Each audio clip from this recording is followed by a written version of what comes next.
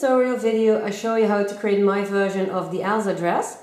I've made one for my daughter as well, and she wanted that the dress of the doll looked like hers. The pattern for the dress can be downloaded for free, and the link to the pattern is in the description field.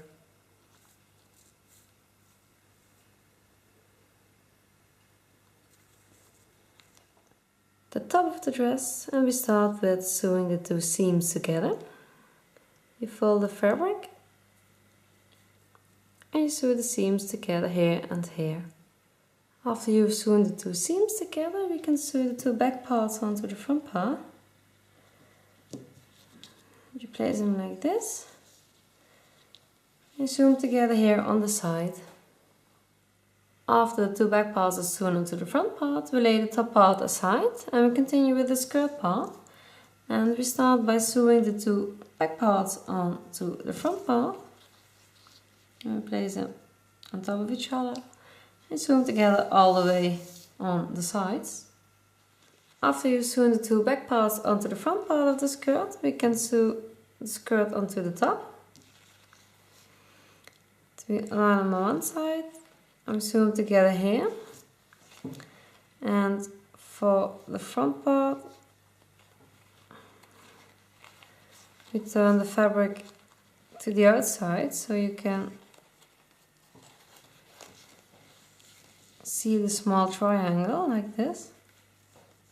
After you've sewn the top onto the skirt part, we fold the dress like this and we sew the back parts together of the skirt all the way till here, and this part stays open, otherwise the dress won't fit over the hips of the doll.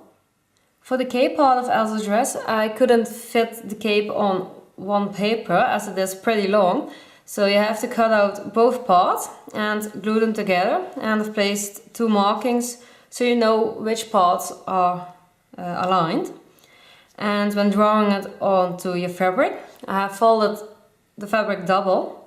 And I place here a centerfold, which means this side of your pattern is on the place where your fabric is folded. And you draw it out and cut both layers of the fabric at once. And then you have a nice broad cape for your doll. After you've sewn the back parts of the skirt together, you turn over the good side of the fabric on the outside. And now we're taking the cape part. And it will be sewn just a bit in front of the seam here, and also on the other side. And then it falls like this when your doll is standing.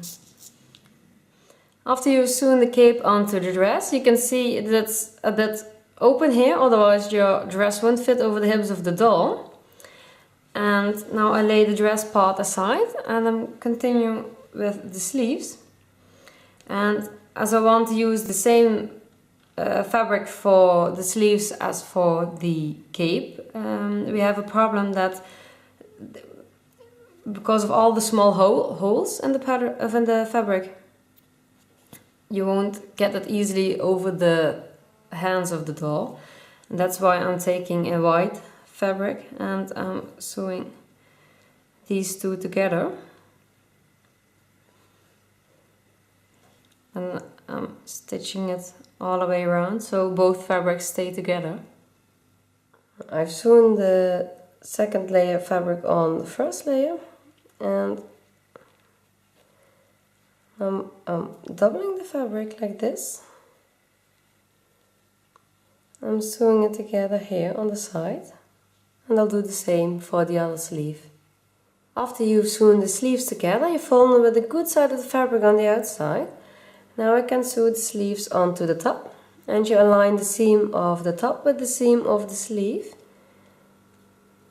You place a few stitches here so the sleeve stays on the top.